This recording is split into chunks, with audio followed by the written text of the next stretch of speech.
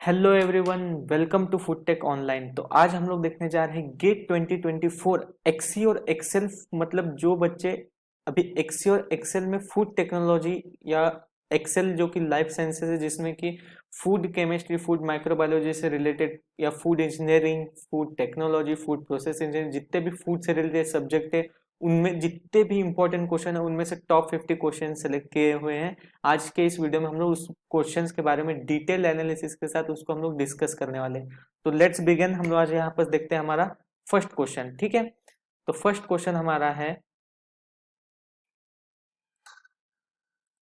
तो first question बोल रहा है कि identify which of the following is not a flow measuring device. Okay, flow measurement. तो फ्लो क्या होता है, let me tell you, let me select my marker. So हमको बोला है which of the following is not a flow measuring device. तो flow measuring device इनमें से कौन सा नहीं है। तो वेंचुरी ट्यूब, वेंचुरी ट्यूब तो क्या होती है, एक ऐसी ट्यूब होती है जहां पर हम लोग थिकनेस कम करते हैं, जो कि बर्नौलीज थ्योरम या कंटिन्यूटी की इक्वेशन के हिसाब से चलती है। फिर पिटेट ट्यूब भी हम लोग स्पीड वगैरह मेजर करने के लिए यूज करते हैं। फिर ओरिफिस मीटर भी फ्लो मेजरमेंट में यूज होता है। आपने देखा होगा बहुत जगह पाइप्स में वगैरह पिटेट ट्यूब ओरिफिस मीटर लगा होता है। लैक्टोमीटर, लैक्टोमीटर क्या होता है, lactometer which is use to check the adulteration in the milk and milk products with water.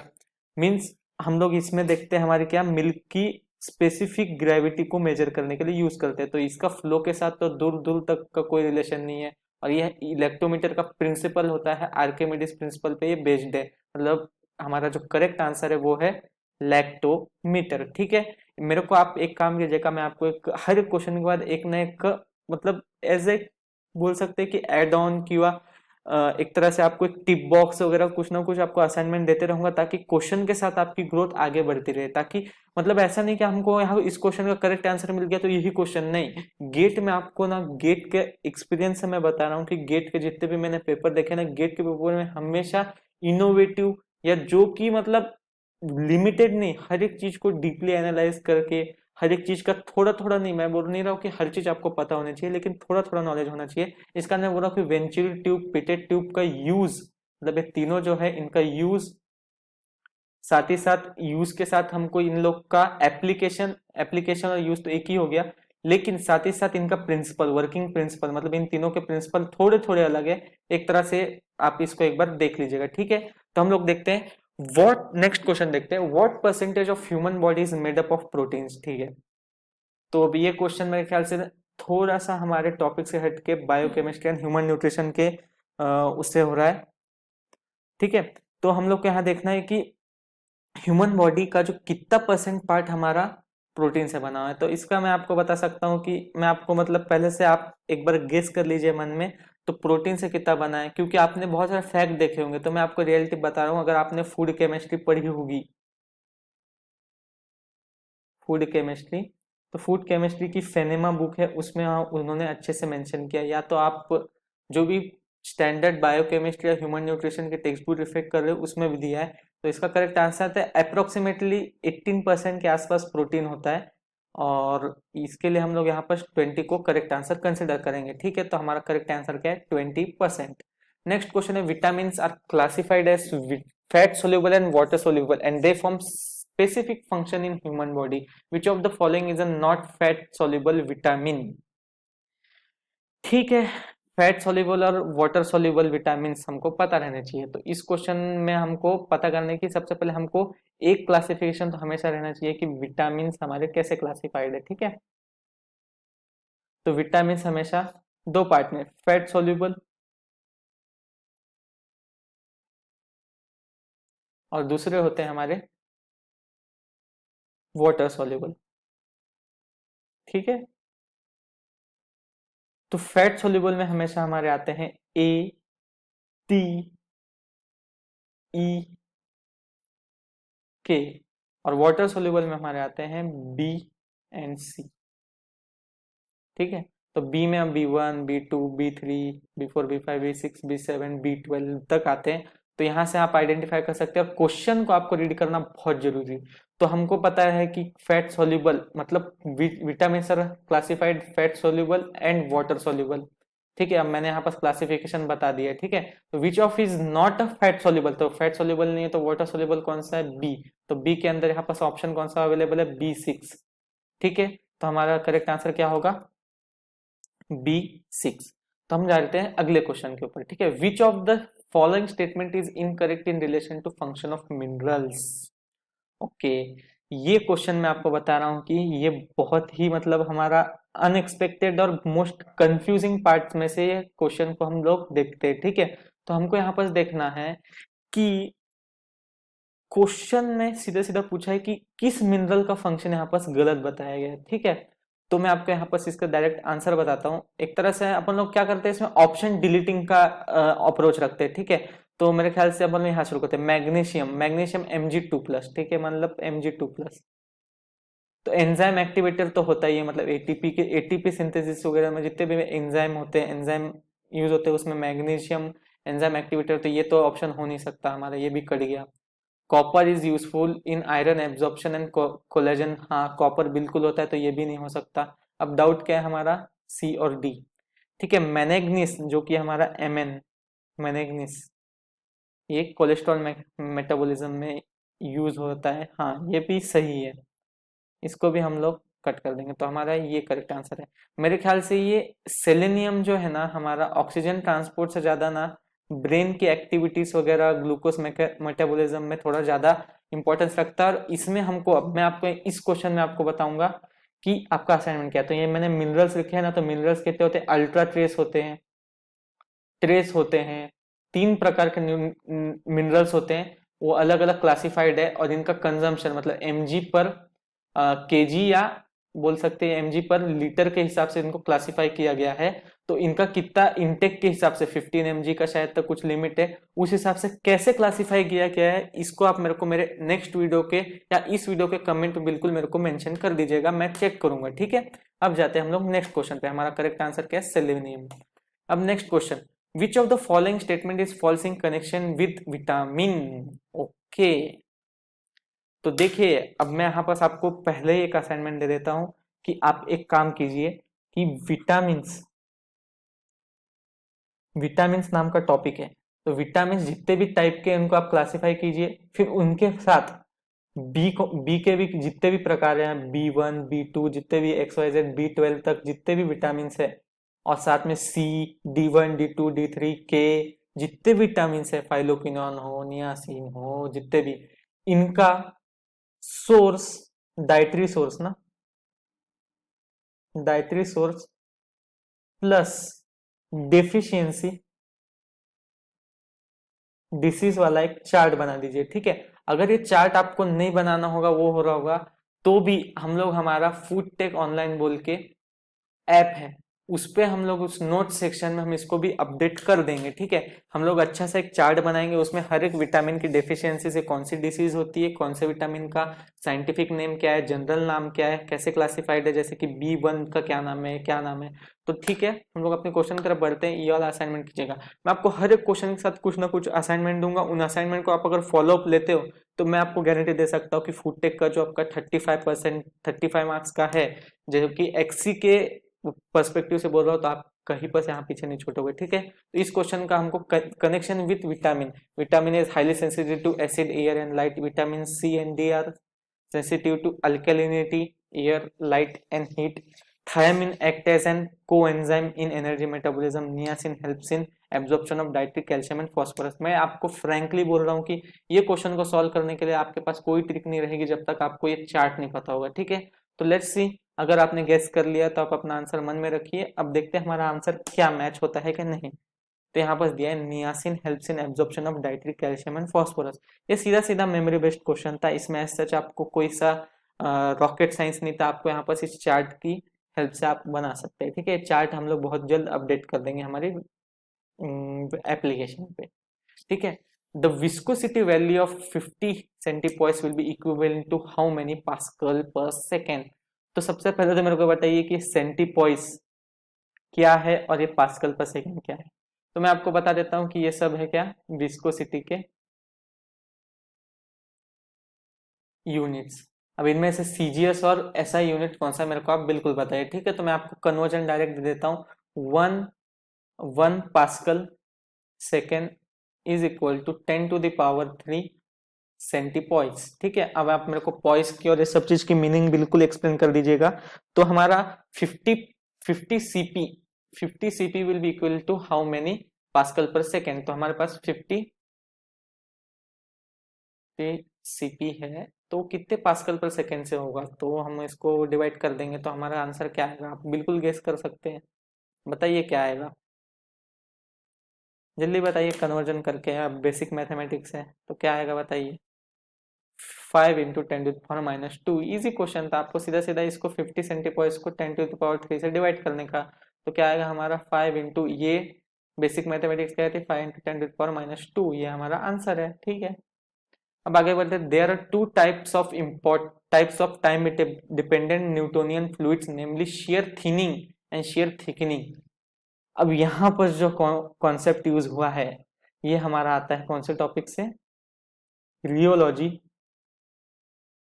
Of foods, या बोल सकते हैं फ्लूइड बिहेवियर से भी बोल सकते हैं, फ्लूइड मैकेनिक्स का भी टॉपिक है बोल सकते हैं।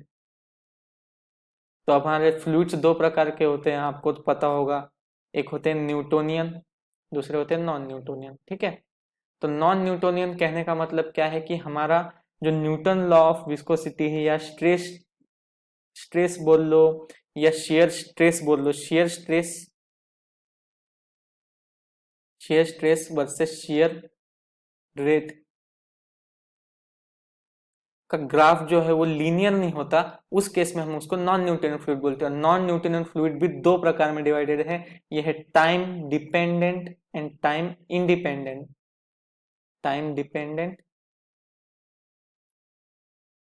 एंड टाइम इंडिपेंडेंट, तो उस हिसाब से इनको हम लोग ने क्लासिफाई किया हुआ है।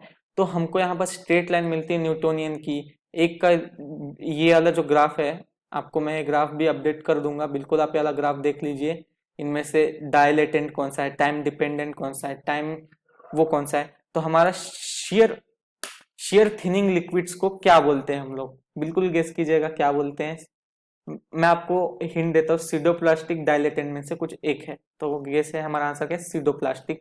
मतलब शेयर थिनिंग जिसकी विस्कोसिटी टाइम के साथ डिक्रीज होती है, मतलब ये लाइन टाइम इंडिपेंडेंट है, ये है हमारे क्या, ये ऊपर वाला जो है मैंने हाईलाइट किया, ये है हमारा शेयर थिनिंग, जो कि है हमारा सूडोप्लास्टिक। ठीक है, जो कि हमारा करेक्ट आंसर है। और ये है जैसे टाइम के इंडिपेंडेंट के साथ इसकी विस्कोसिटी बढ़ रही है, जैसे जैसे हम आगे बढ़ रहे हैं वैसे वैसे हमारी विस्कोसिटी बढ़ रही है इस प्रोडक्ट की, जैसे इसके ऊपर स्ट्रेस अप्लाई करने पे, तो इनको बोलते हैं हम लोग डायलेटेंट।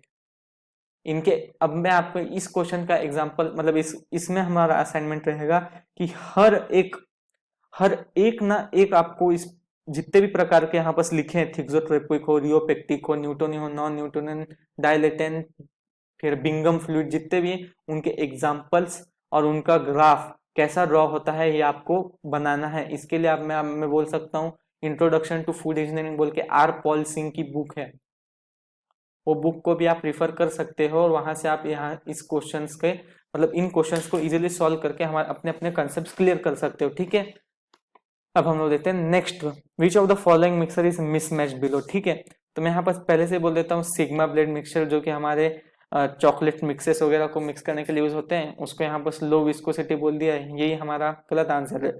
आपको ऑप्शन देखना है, मिसमैच वगैरह में रहता है ना, उसमें ऑप्शन को एनालाइज करना है। ठीक है, बाकी ये तो हमारा बेसिक इक्विपमेंट इंफॉर्मेशन बेस पे था, तो आपको यहाँ पर इक्विपमेंट के बारे में अच्छी नॉलेज होनी बहुत जरूरी है। ठीक है, तब हम लोग जाते हैं आगे। The extraction or separation of food component is fundamental for preparation of ingredients during processing. The process of removing liquid from solid is referred to as centrifugation, filtration, expression, extraction. ठीक है, extraction, ठीक है, मतलब हम लोग देखिए, अब basic processes हमारे इंडस्ट्री में जो कि यूज होते हैं, वो क्या चीज के लिए यूज होते हैं कि हमको कोई सा कंपोनेंट, कोई सा फूड का कंस्टिट्यूएंट को अलग करना है, उसको सेपरेट करना है, तो हम लोग अलग अलग टर्म देते हैं, तो उसका एक टर्म क्या, एक्सट्रैक्शन या सेपरेशन। ठीक है, लेकिन अगर हमको liquid, removing liquid from solid is referred to as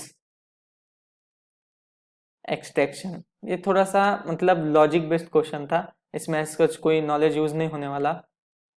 फिर इसके बाद हम लोग देखने हैं 10th question, the benefit of size reduction of foods in food processing are as following except. अब यहाँ पर हमको साइज रिडक्शन मतलब जो हमारे साइज रिडक्शन इक्विपमेंट्स है, मतलब कि हम लोग गेहूं है, गेहूं बोले, मक्का बोले, चना बोले, उसका बेसन बनाते, चक्की का आटा बनाते, क्यों बनाते? तो उसी तरह से मैं बोल रहा हूँ क्यों बनाते, तो हमको सीधी सीधी बात है कि हमको यहाँ पर बेनिफिट्स मतलब एडवांटेजेस क्या होते हैं हमारे अलग अलग फूड प्रोडक्ट्स को उसके साइज को रिड्यूस करके, तो हमको क्या क्या मिलता है उससे, मतलब क्या क्या अचीव करते हैं हम लोग वहां से, ये आपको बताना है। तो यहाँ पर क्लियर क्लियर लिखा हुआ है कि a similar range of particles allow more complete mixing of ingredients. ये भी मेरे ख्याल से स्टेटमेंट सही है, तो ये ऑप्शन तो हो नहीं सकता। साइज रिडक्शन हैज लिटिल और नो प्रिजर्वेटिव इफेक्ट, एक तरह से इसको हम लोग ले सकते हैं, लेकिन फिर देखते हैं। There is increase in the surface area to volume ratio of the food, which decreases the rate of transfer of drying, heating, or cooling. Improves the efficiency and rate of extraction of liquid from of living. ये तो सही है कि कोई भी product को हम अगर उसका साइज रिड्यूस कर दे तो हमको एफिशिएंसी तो अच्छी मिलती है, ये भी सही है, मतलब ये भी नहीं हो सकता। मेरे को यहाँ पास लग रहा है कि ये कभी भी हम लोग कोई भी प्रोडक्ट का सरफेस एरिया बढ़ा देते हैं, ठीक है, तो उसका रेट ऑफ हीटिंग और ड्राइंग और कूलिंग तो बढ़ जाता है, मतलब ये इंक्रीज की वजह डिक्रीज होना था। इसका नाम हमारा करेक्ट ऑप्शन क्या रहेगा? सी। ठीक है, देखते हैं, सी है, ठीक है। अब आगे बढ़ते हैं। Which of the following factors are considered for stability of an emulsion? तो हमको यहाँ पर बेसिक सरफेस केमिस्ट्री का क्वेश्चन मिला है। सरफेस केमिस्ट्री बोल सकते हो एक तरह से, या तो बेसिक हमको सॉल्यूशंस हेट्रोजेनियस होमोजेनियस में से। देखते हैं इसका भी आंसर क्या है। तो इसका आंसर है विस्कोसिटी ऑफ डिस्पर्स फेस्ट। मेरे को आप बताइए, इमल्शन मतलब इमल्शन या बोलो या हेट्रोजेनियस जितने भी सॉल्यूशन है, इमल्शन हुआ, जेल हुआ, एरोसोल हुआ, lyophilic sol, lyophobic sol, reversible irreversible gel, ये सब चीजों के एग्जाम्पल और इसमें डिस्पर्स फेज और मीडियम कौन होता है, ये आप इसका एक चार्ट बना दीजिए, या तो मैं पढ़ के इसके बारे में मेरे को इन्फॉर्मेशन है, जो कुछ भी डाउट होगा आप मेरे को कमेंट बॉक्स में मेंशन कीजिए, ठीक है। अब हम लोग बढ़ते हैं नेक्स्ट क्वेश्चन में। Which of the following are covered under proximate analysis of food? Proximate analysis मतलब जिसमें ना हमको एक तरह से अप्रोक्स वैल्यू नहीं, प्रोक्सीमेट मतलब हमको एग्जैक्ट वैल्यू चाहिए होगी। तो देखते हैं हम लोग, तो फूड में हमको एग्जैक्ट वैल्यू किस किस चीज की चाहिए होती है, हम लोग मतलब लेबल देखते हो, जो भी हम लोग एनालिसिस करते हैं, मतलब क्वालिटेटिव एनालिसिस, क्वांटिटेटिव अप्रोक्सीमेटली मतलब हमारा होता है क्वांटिटेटिव, मतलब जहां पर हमको वैल्यू से उसको डिफाइन करना पड़ता है, क्वांटिटेटिव एनालिसिस। तो हम लोग प्रोटीन, कार्बोहाइड्रेट, विटामिन का तो मैंने आज तक नहीं सुना प्रोक्सीमेट एनालिसिस होता है। प्रोटीन, कार्बोहाइड्रेट, फैट्स, हाँ इसका करते हैं हम लोग, ठीक है। शुगर्स वगैरह का भी ऐसा कुछ नहीं सुना, मिनरल्स का भी नहीं करते, फैट, विटामिन, मिनरल्स नहीं।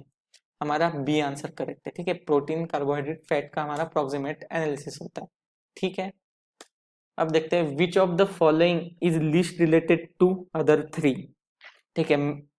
अब हमको यहाँ पर देखना है कि किनके बीच में कोई ऐसे जोड़ी नहीं बनना है, मतलब मिल्क का इवेपोरेशन करते हैं जिससे कि हमको क्या मिलता है, कंडेंस मिल्क मिलता है, ठीक है। पीस का हम लोग डिहाइड्रेशन करते हैं ड्राइड पी बनाने के लिए, ये भी सही है, सन ड्राइंग करते हैं। ग्रेप्स का भी हम लोग क्या बनाते हैं, उनको क्या बोलते हैं, किशमिश, किशमिश को हम लोग इंग्लिश में क्या बोलते हैं मैं रिकॉल नहीं कर पा रहा हूँ, ठीक है, उसका भी सन ड्राइंग करके बनाते हैं, सही है। हाँ ये थोड़ा लीस्ट रिलेशन इनके बीच, रिवर्स ऑस्मोसिस और ऑरेंज जूस। और रिवर्स ऑस्मोसिस नहीं, उसमें शायद तक अलग प्रोसेस यूज करती है ऑरेंज जूस कंसंट्रेट बनाने के लिए, तो ये ऑप्शन हमारे को लीस्ट रिलेटेड लग रहा है, ठीक है। नेक्स्ट देखते हैं हमारा, yes correct. Which of the following is a major risk factor in heart diseases? अब ये टॉपिक है हमारा बहुत इंपॉर्टेंट, मेरे को HDL, VLDL और LDL की डेफिनेशन बोलो या इसका क्लासिफिकेशन क्यों ऐसा किया गया है, इसके बारे में मेरे को बताना है आपको, ठीक है। ये आपका असाइनमेंट या बोलिए, इसके बारे में भी आपको आगे अच्छे अच्छे क्लासेस में आपको पढ़ने को मिलेगा। तो ये हार्ट डिसीजेस के लिए सबसे खतरनाक रहता है एलडीएल कोलेस्ट्रॉल, ठीक है, LDL cholesterol. Next, aspartame is a low caloric sweetener resulting from the combination of two amino acid. The amino acid used are, gas करिए पहले तो आपको ध्यान रखना है कि यहाँ पर क्या लिखा है, लो कैलोरी स्वीटनर, मतलब ये एक तरह का आर्टिफिशियल स्वीटनर है जो कि फूड प्रोडक्ट में बनाया जाता है, जो कि 2 अमीनो एसिड से बनता है। तो ये आपको सबसे पहले स्वीटनर, आर्टिफिशियल स्वीटनर के बारे में पता रहना चाहिए। तो उसके लिए ना मैं आपको ये टॉपिक इसलिए इंपॉर्टेंट है क्योंकि ये फ्रीक्वेंटली आस्क्ड क्वेश्चन में, मतलब हर बार इसके बारे में कुछ ना कुछ आपको स्वीटनर के बारे में पूछने को मिलेगा, ठीक है। क्योंकि स्वीटनर का as compared to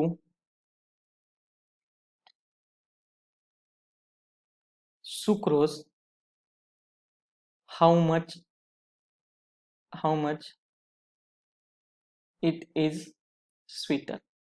तो आप मेरे को ना सबसे ज्यादा स्वीट रहने वाली सुक्रालोस हो, एलिटिम हो, कौन सी मेरे को बताओ, सैकेरिन हो, एसल्फेम के हो, जितनी सारी स्वीटनेस आर्टिफिशियल उनके बारे में देखिए।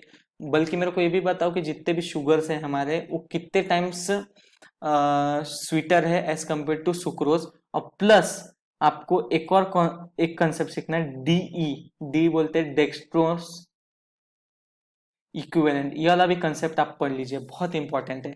तो इसका करेक्ट आंसर है एस्पर्टिक एसिड एंड फिनाइलएनिलीन, ठीक है, 2 अमीनो एसिड से मिलकर बनता है। और एक और साथ में इसमें मेरे को ये बताइएगा कि एस्पेरेटम सुक्रोज से कितना टाइम स्वीटर है, ठीक है। ये सब डेटा आपको रखना जरूरी है क्योंकि आपको पूछ सकते हैं which of the following related to other three, ठीक है। अब देखो ये चारों ही टेक्निक मेरे ख्याल से लिपिड एस्टिमेशन की टेक्निक है, ठीक है। ये क्वेश्चन मेरे को लगता है गेट में इस तरह के क्वेश्चन आते हैं और लाइफ साइंसेस में ये सब आते हैं, ठीक है, लिपिड एस्टिमेशन की। लेकिन यहाँ पर आपको हर एक प्रोसेस का एक्सट्रैक्शन मेथड पता होना चाहिए, ठीक है। और एक्सट्रैक्शन मेथड में बोला, सॉरी, इनका प्रिंसिपल पता होना चाहिए। तो गर्बर मेथड क्या है हमारा, वॉल्यूमेट्रिक एनालिसिस है, ठीक।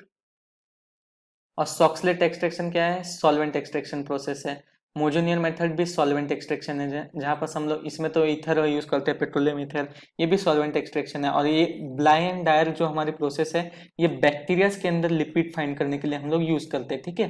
बैक्टीरिया के अंदर जितना भी लिपिड प्रेजेंस है उनको एस्टिमेट करने के लिए हम लोग ब्लाई एंड डायर टेक्निक हमेशा यूज करते हैं। गर्बर मेथड ये हमारी लिस्ट रिलेटेड है इस प्रोसेस में। Is it correct? Let move to next question. If moisture content of food is 20% on wet basis, calculate the moisture content on dry basis, ठीक है। इसका डायरेक्ट फॉर्मूला है, आपको याद होगा, मॉइस्चर कंटेंट।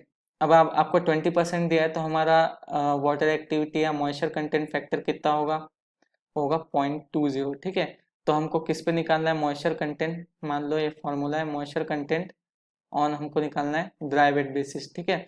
तो हमारा क्या होगा, moisture content dry weight basis, sorry, dry weight moisture content on weight basis upon 1 minus moisture content on dry basis, sorry weight basis. तो हमारा ये moisture content on weight basis कितना है, 0.20। तो ये आएगा 0.20 अपॉन 1 माइनस 0.20, ये आएगा 0.2 अपॉन 0.8, ये डेसिमल हटके ये होगा 2/8, 1/4, ये होगा 20.25। अब इसको 100 से मल्टीप्लाई करेंगे मिलेगा हमको 25%। तो हमारा आंसर क्या है, 25%, ठीक है। बेसिक फॉर्मूला बेस्ड क्वेश्चन था, ठीक है, सॉरी, मेरे को एक चीज बताना था, इसमें भी एक आपको एक देखना है, इसमें कंसेप्ट रहता है सॉर्प्शन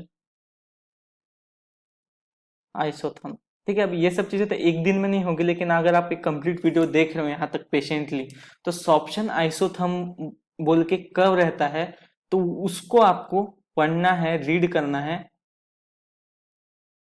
और मेरे को बताना है कि किस वक्त पे किस तरह का रिएक्शन या किस तरह के माइक्रोऑर्गेनिज्म ग्रोथ होते हैं। मतलब ये सॉर्प्शन आइसोथर्म क्या होता है, कोई भी पैरामीटर को जब हम लोग वाटर एक्टिविटी के साथ रिलेट करते हैं और उसके साथ हम लोग कोई भी reaction, lipid oxidation, enzymatic reaction, Maillard browning, bacterial growth, yeast growth, mould growth, कौन सा हाई पीएच पे, लो पीएच पे, इसी से हमको सब चीज मिलता है। ये वाला कर्व आपको याद रखना है जो कि बहुत इंपॉर्टेंट है।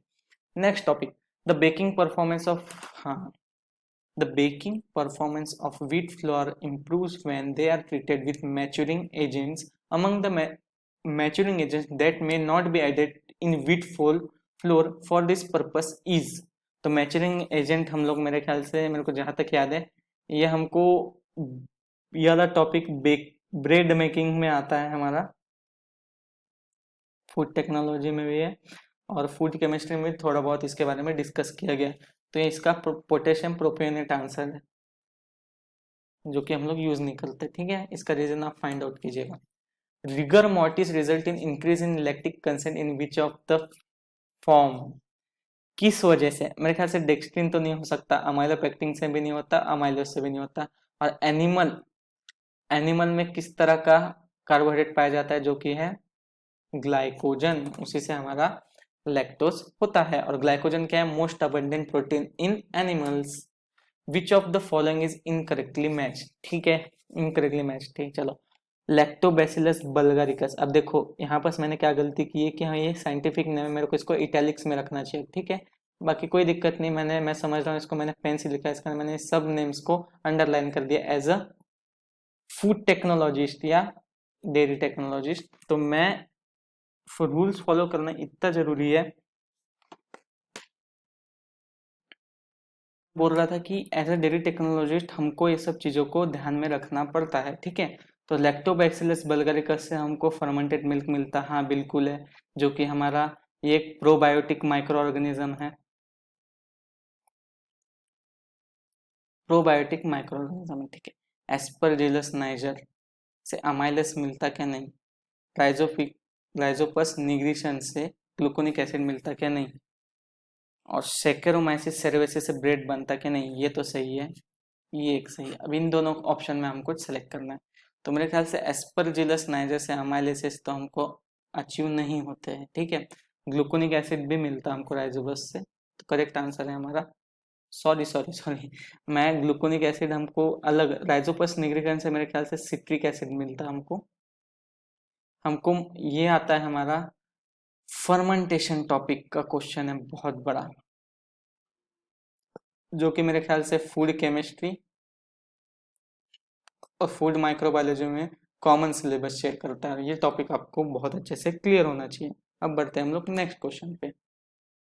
Marasmus is caused due to deficiency of protein और कार्बोहाइड्रेट्स और both, it shows the following symptoms except. अब मैरेस्मस डेफिशिएंसी डिसीज है जो किस वजह से होता है?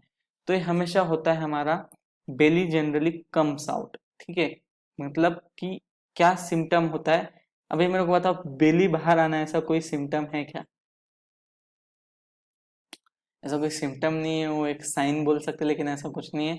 बाकी जो बच्चों में होता है, इसमें क्या होता है, श्रिवल्ड अपीयरेंस होता है, और हमारे बच्चों के जो फेस है वो बहुत पतला हो जाता है, मतलब सिकुड़ जाता है, और साथ में आंखें जो है वो पूरी सूख जाती है, श्रिंकन हो जाती है, और स्किन जो है उसमें फोल्डिंग आ जाते हैं, और फैट और मसल कम हो जाते हैं। Which of the following is referred to as bread wheat.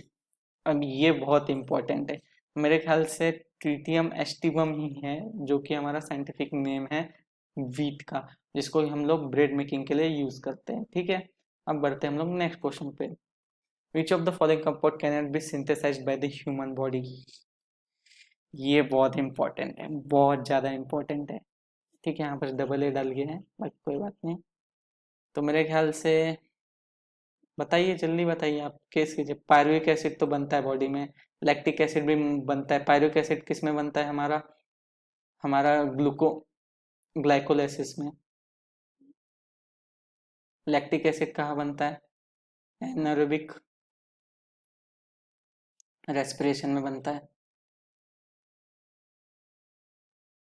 अब इन दोनों में एस्कोर्बिक एसिड बनता है क्या? लेट अस सी। ओलिक एसिड ऐसा फैटी एसिड है जिसको हम लोग को बाहर से कंज्यूम करता है। एस्कॉर्बिक एसिड भी कई कई बार सिंथेसाइज होता, लेकिन एज सच यहाँ पास दोनों में, क्योंकि हम लोग बोलते हैं एस्कॉर्बिक एसिड जो विटामिन सी है वो बॉडी में स्टोर नहीं हो सकता। ऐसे सिंथेसिस के बारे में तो एज सच कोई नहीं है, ठीक है। Heat required to change at constant temperature physical state of matters from solid to liquid to gas is known as, sensible heat बोलेंगे क्या उसको, स्पेसिफिक हीट बोलेंगे क्या, कैलोरी बोलेंगे क्या, लेटेंट हीट बोलेंगे, क्या बोलेंगे, बताइए बताइए। अब देखिए मैं आपको एक कंसेप्ट बताता हूँ। हम पकड़ते हैं वाटर को एट एटमॉस्फेरिक प्रेशर पे, ठीक है, मतलब हमारे अर्थ की जो प्रेजेंट कंडीशन है ना उस पे हम लोग कंसिडर करते हैं, ठीक है। तो इस स्टेट पे हमारा वाटर का फ्रीजिंग पॉइंट कितना है, 0 डिग्री सेल्सियस है, ठीक है। इसका बॉइलिंग पॉइंट कितना है, 100 डिग्री सेल्सियस।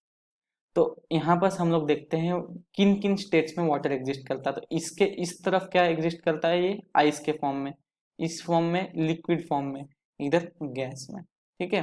तो गैस में कौन सा होगा, वेपर, वेपर फॉर्म में होगा, ठीक है, इतना ज्यादा बताने की जरूरत नहीं है। तो 0 डिग्री से मेरे को बताओ, अगर मैं यहाँ पर मान लेता हूँ मैं -15 डिग्री सेल्सियस टेम्परेचर से मैंने इसको 0 डिग्री सेल्सियस तक ले गया, ठीक है। और उसके बाद मैं यहाँ से इसको इधर ले गया तो लिक्विड बन गया। फिर यहाँ से 0 डिग्री से 100 ले गया तो हमारा हो गया ये गैस के अंदर कन्वर्ट हो गया। तो हमको -15 से 0 तक ले जाने में जो हीट लगी उसको हम लोग बोलते हैं सेंसिबल हीट, क्योंकि यहाँ पास क्या होता है, टेम्परेचर चेंज होता है। सेंसिबल हीट में हमेशा टेम्परेचर चेंज होता है हमेशा, ठीक।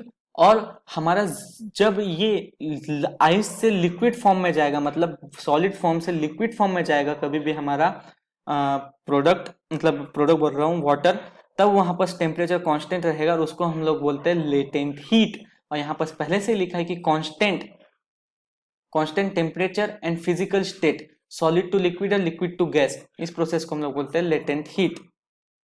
ये हो गया हमारा आंसर, लेटेंट हीट, ठीक है। नेक्स्ट देखते हैं dimensions dimensionless Reynolds number characterize the fluid flow. The Reynolds number less than 2100 indicates. तो बताइए अबाउट 2000, एक सेकेंड गेस, तो रेनॉल्ड्स नंबर किस फ्लो को रिप्रेजेंट करता है, बताइए बताइए, चलो देख ही लीजिए आप। स्ट्रीमलाइन फ्लो को, जहां पर हमारे लिक्विड के लेयर्स एक तरह से पैरेलली चल रहे हैं, एक तरह से एक दूसरे के। Next question, which of the following is not an example of positive displacement pump, बताइए कौन सा पंप पॉजिटिव डिस्प्लेसमेंट पंप नहीं है इनमें से, बताइए जल्दी बताइए। टाइप्स ऑफ पंप आप पढ़े हो तो आपको पता रहेगा। सेंट्रीफ्यूगल पंप, सेंट्रीफ्यूगल पंप क्यों पॉजिटिव डिस्प्लेसमेंट नहीं है, क्योंकि वो सेंट्रीफ्यूगल फोर्स या सेंट्रीपिटल फोर्स के एक्शन से चलता। ये अब मेरे को बताइए रेसिप्रोकेटिंग का प्रिंसिपल क्या है, रोटरी का प्रिंसिपल क्या है, सेंट्रीफ्यूगल का क्या है, गियर पंप का ऐसा कुछ नहीं है। इसके साथ एक और रहता पेरिस्टाल्टिक पंप, पेरिस्टाल्टिक पंप रहता है एक, उसका एग्जांपल और उसका एप्लीकेशन मेरे को बताइएगा, ठीक है। Next, which of the following industrial operation heat is not transferred, heat transfer किस में नहीं होती, इमल्सिफिकेशन में नहीं होती, फ्रीजिंग में भी हीट ट्रांसफर होती, पाश्चराइजर में होती, ब्लांचिंग में होती। ब्लांचिंग का प्रिंसिपल बताइए, किन किन एंजाइम को हम लोग यहाँ पास इनएक्टिवेट करते हैं इन प्रोसेस में, तो हमारा इमल्सिफिकेशन, ठीक है। Next, why food is kept at refrigerated condition is considered as safe, ये तो बहुत इजी क्वेश्चन है। Arrest the growth of psychrophiles, तो साइक्रोफाइल्स ऐसे माइक्रोऑर्गेनिज्म है वो रेफ्रिजरेटेड टेम्परेचर पे ही ग्रो करते हैं, ठीक है, तो ये तो हमारा हो नहीं सकता। Low temperature arrest the growth of pathogen, सीधे सोच सकते हैं। लो टेम्परेचर किल माइक्रोब्स, ऐसा तो हो नहीं सकता। Low temperature arrest growth of all microbes, ऐसा भी नहीं हो सकता, मतलब हमारा आंसर ए है, ठीक है। Next question, gliadin protein of gluten is responsible for which characteristics of dough, देखिए ब्रेड के ऊपर तो आपको मेरे ख्याल से 2 क्वेश्चन तो आप समझ के चलिए कि ब्रेड से पूछा जाएगा। तो बताइए किसके लिए ग्लियाडिन किसके लिए, एक्सटेंसिबिलिटी के लिए, जिससे ही आप मतलब आप फसीनोग्राफ मतलब हम लोग एक्सटेंसिबिलिटी कैसे मेजर करते हैं डो की, उस चीज के बारे में आप बताइए। फूड इंजीनियरिंग का इंपॉर्टेंट टॉपिक है और फूड केमिस्ट्री में भी इसको एक्सप्लेन किया गया है कि किस किस कंस्टिट्यूएंट से वीट वीट के अंदर का किस कंस्टिट्यूएंट हमारा किस प्रॉपर्टी के लिए रिस्पॉन्सिबल है, वो भी हम लोग देखेंगे, आप पढ़ सकते हो सब चीजें। Which of the following dryer is used for drying of peas? Fluid bed dryer। क्यों यहाँ पास हमको IQD इंडिविजुअली क्विक ड्राइंग, तो हम लोग उसके लिए फ्लूइडाइज बेड ड्रायर। फ्लूइडाइजेशन मतलब हम क्या करते हैं बताइए, एक ऐसा फ्लूइडाइज बेड रहता है उसके ऊपर हम लोग सिंगल प्रोडक्ट को, हर एक प्रोडक्ट को हवा में ले जाके उसके अंदर का वाटर इवेपोरेट करने की कैपेसिटी रखते हैं, उसी को हम फ्लूइडाइजेशन बोलते हैं और इसको हम लोग फ्लूइडाइज बेड ड्रायर से ही ड्राई करते हैं पी को। ठीक है। नेक्स्ट, अकॉर्डिंग टू FPO या FAO specification tomato paste must contain कितना TSS होना चाहिए, 25%। ठीक है। Next, water hardness influence the process food quality, hardness of water is measured in parts per million of calcium carbonate. Basic basic question है, बताइए कितना ppm होना चाहिए RO वाटर का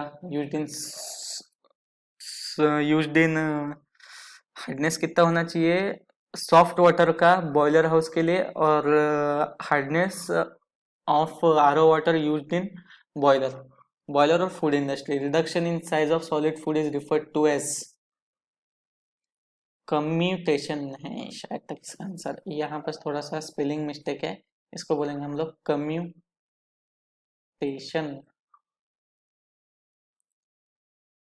विच of the following mixer is generally use to mix bread dough, बताइए कौन सा use करते हैं, जेड ब्लेड मिक्सर। देखिए बहुत सारी चीजें direct, a process of exposing raw fruits and vegetables to heat for a few moments by immersing in boiling water or within steam is known as, series है blanching. Blanching में कौन से enzyme inactivate होते हैं, polyphenol peroxidase, polyethylene, poly पॉलीपेक्टिन एक्सटायरेस, बहुत सारे enzyme है, उसमें मेन है PPO पॉलीफिनॉल परऑक्सीडेस एंजाइम को आपको इनएक्टिवेट करना, जो कि ब्राउनिंग के लिए वो होता है। इसके साथ एस्कॉर्बिक एसिड परऑक्सीडेस, इन सब एंजाइम को इनएक्टिवेट करने के लिए हम इस प्रोसेस को यूज करते हैं। ब्लांचिंग का टेम्परेचर, टाइप ऑफ ब्लांचिंग, कितने बार होता है, और इसके साथ एक और process IQB individually quick blanch भी आपको पढ़ना होगा, और टाइप्स ऑफ ब्लांचर भी आपको पढ़ना होगा। Next question, which of the following is least related to the three, sterilisation beans, baking biscuit, drying peas, freezing red meat. Sterilisation beans का कभी आपने स्टरलाइजेशन सुना है, तो यहाँ इसका आंसर क्या है, ए रेड मीट। ठीक है, मैं इस क्वेश्चन को आप रखिएगा, मैं इसको आपको रिव्यू करके बताता हूँ, ठीक है, नेक्स्ट नेक्स्ट वीडियो में, शायद तक इसमें कुछ गलती हो सकती है। रेड मीट का फ्रीजिंग, हाँ वैसे रेड मीट का फ्रीजिंग नहीं होता है जहाँ तक। Starch is made up of two distinct polymers, amylose and amylopectin. Waxy wheat has shown up to lack measurable amount of, बताइए बताइए कौन सा है, अमाइलोपेक्टिन नहीं, अमाइलोस, जो कि हमारा जो कि अमाइलोस जो है हमको स्ट्रेचेबल या हार्डनेस के लिए रिस्पॉन्सिबल देता है वो। अमाइलोपेक्टिन से वैक्सीबल चिपकना मतलब बहुत ज़्यादा चिपको हो जाता है, अमाइलोस थोड़ा उसको स्ट्रेंथ प्रोवाइड करता है मैकेनिकल। ठीक है। Naturally occurring pigments in food are generally water soluble. Which one of the soluble pigment is oil soluble? मेरे ख्याल से कैरोटीन है जो कि वो है ऑयल soluble, और कैरोटीन कलर को ही हम लोग बटर में वगैरह यूज करते हैं। Next, there are considerable variation in the protein contents among cereal. Which of the following cereal highest percentage of protein content? कौन सा है बताइए, पियरल मिलेट। और आप जानते हैं फूड एंड एग्रीकल्चर ऑर्गेनाइजेशन अभी वर्ल्ड मिलेट्स ईयर सेलिब्रेट कर रहे हैं। Cereal contains appreciable amount of toxic and anti-nutritional substance. Which of the following anti-nutritional substance is not found in appreciable quantity in cereals? Saponins.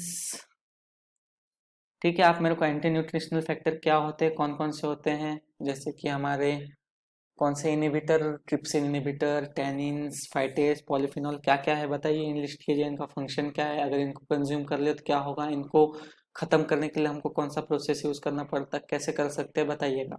Next, food can be classified according to their pH into low acid, medium acid, highly acid. Which of the following class of food does not have correct pH value? देखिए match करते हैं, low acid pH 5.0 and higher,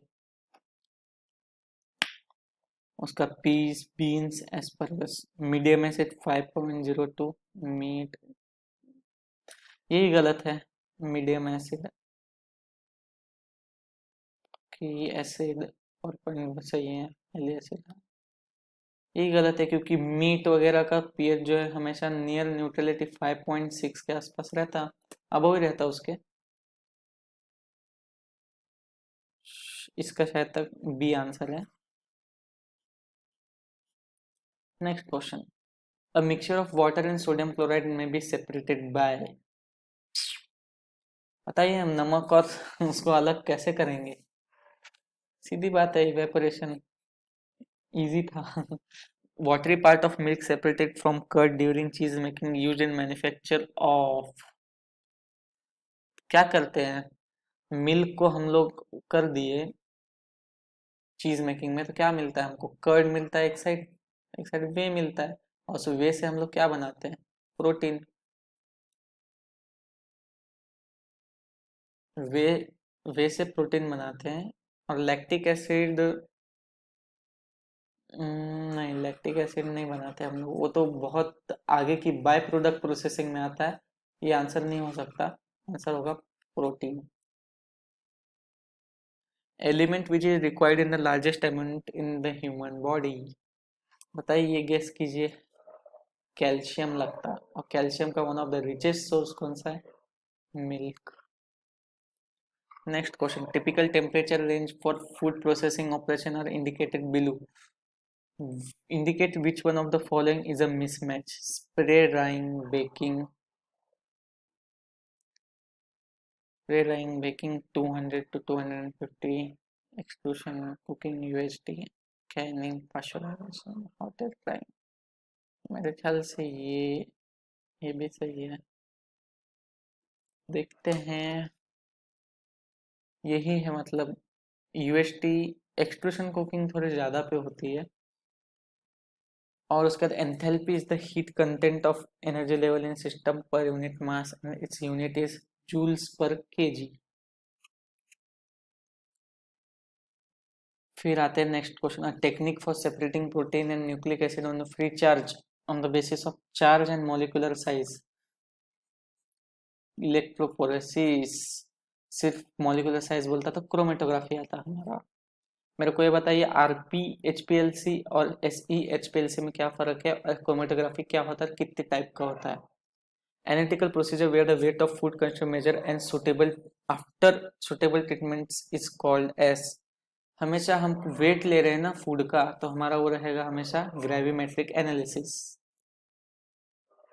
इसके बाद हम लोग लेंगे last question, जो कि protein can be assessed in food by several, which of the following method is not used for protein estimation. तीनों मेथड में से कौन सी प्रोटीन एस्टिमेशन, और प्रोटीन एस्टिमेशन के लिए मेरे ख्याल से हम लोग ये नॉट को में is used for protein estimation. Formal titration हम लोग अलग यूज करते हैं, पाइंस मेथड है, लेकिन स्टैंडर्ड मेथड जेल्डाल है। थर्मल कंबाइनेशन मेथड हम लोग एश के लिए यूज करते हैं, सॉक्सलेट हम लोग लिपिड एस्टिमेशन के लिए करते हैं, ठीक है। तो आई होप सो आपको ये सब क्वेश्चन समझ आए होंगे। कई कई क्वेश्चन में ऑप्शन में इधर उधर हो जाता है, टाइपिंग एरर हो जाता है, तो भी हम आपको करेक्ट करेंगे। अगर गलत हुआ तो हमको मैं कमेंट बॉक्स में मेंशन कर दूंगा, या डिस्क्रिप्शन में पिन कर दूंगा, या कम्युनिटी टैब में अपलोड कर दूंगा यूट्यूब के, ठीक है। अब नेक्स्ट हम लोग देखते हैं कि हमारा एप्लीकेशन को हम लोग, आप देख लीजिए हमारा एप्लीकेशन को यूज़ कीजिए, इसमें आपको जितने भी तरह के फूड इंडस्ट्री से रिलेटेड जितने भी हैं उनको आप एक बार ट्राई करके देखिएगा। और thank you so much for watching. Subscribe कीजिएगा हमारे चैनल को। Thank you.